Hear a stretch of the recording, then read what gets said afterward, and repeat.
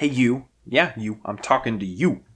Do you want to get good loot from the Diluvian mechanism, but aren't really sure how, and you need friends too? Well, look no further. This guide right here is going to show you how to get the best loot and not actually die before hitting wave 50.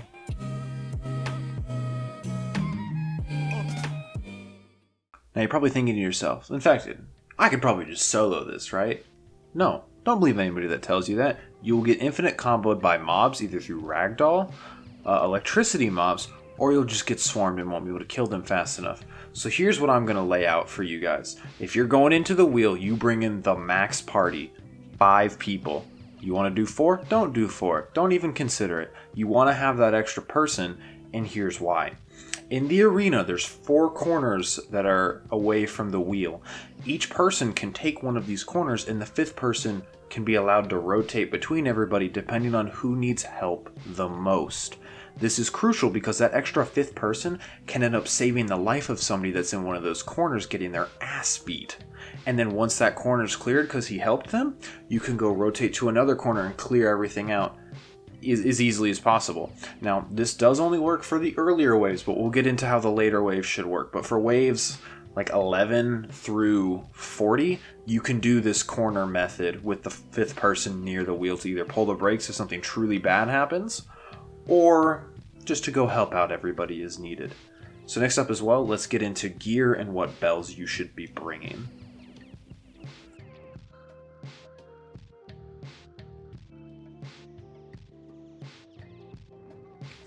Alright, so for when it comes to PvE in the wheel, and really PvE in general, if you're making a PvE dedicated build, heavy is a must. You have a couple of options that are, in my experience, the most efficient way for you to not die and kill everything.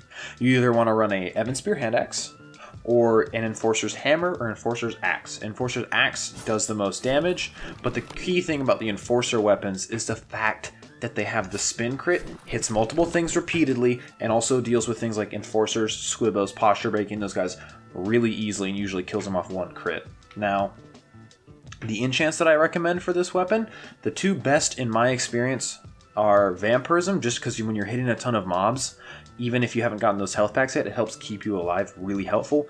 And Grim, just more damage for everybody in the later waves when you have to group up with everybody. It makes things really good. A third choice is Astral, if you have Astral. If you don't even bother then. Now, when it comes to bells, there's really a couple choices, but one is just objectively the best in my opinion, and that is Sacred Field. We'll get into what your party should be bringing when you go into the wheel, but for just you, I suggest either taking Sacred Field, Corrupted if you can get it, Smokescreen because it de-aggroes mobs on you, however this can hurt your teammates, so be careful, or Corrupt Run It Back. The hyper armor that it gives allows you to keep swinging even if you don't have Brick Wall, because not all builds need it if you're in a team. So with all that in mind, DVM, there's monster armor and there's damage versus monsters. Don't really care about monster armor because the goal is to kill these things as fast as possible, and while yes, monster armor will make you take less damage, you're also dealing less damage. So my philosophy is just do as much as you can to kill them as fast as you can, because if you're halfway decent at hitting the F button on these monsters, you should be okay, especially when you're in a group. So with that in mind, the average that I would suggest before going in, just a minimum amount of DVM that you can find above world or just in layer 1, would be the 35% to the 40% range. That's like average tier. Now, if you can go higher than that, go higher than that. Like right now, I'm rocking 50 plus, so that does wonders for me when I'm going in. I'm trying to get my buddies more DVM gear. But most starter kits that you will have for baby's first Diluvian wheel run will be in the 35 to 40 range. And when it comes to stats, you really only care about DVM. You know, if it's got 5 health but 9% DVM on the helmet, you take that in there. With that in mind though, let's go into what your party should be looking like, your whole group as you go in, and what kind of matters when you're actually doing the wheel.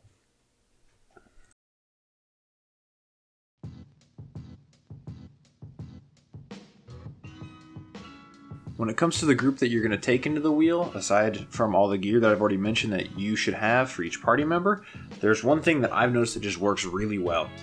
You should get in your party when you go into the wheel, not 1, not 2, not 3, but 4 sacred field users. And now you may be asking yourself, Infekted, why is it important to have a fuck ton of sacred fields within the wheel? Well, let me give you a very quick explanation, okay? The last 10 waves are going to be more of the harder ones, especially wave 50, because there's a lot of mobs that throw projectiles, a lot of electricity, just a lot of damage, right? Now you're probably thinking, well, we'd only need 1 or 2 sacred fields. No.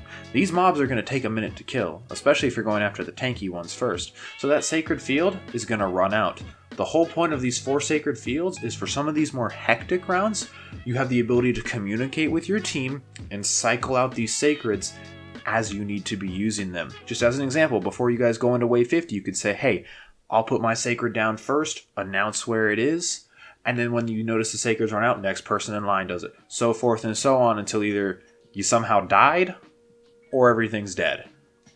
Other than that, bring in the gear that I've mentioned previously, and you guys should make it out alright. The 5th person, they don't have to bring sacred. They certainly can.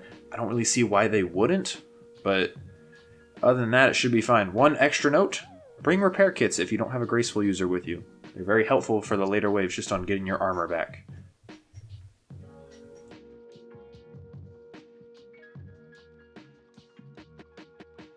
That's all my guide has to it, folks. I hope it helped and gave you guys and your team hopefully a good way to clear the wheel consistently and knowledge on how to beat it for your first time. For those that are experts, maybe you learned something new. Who knows?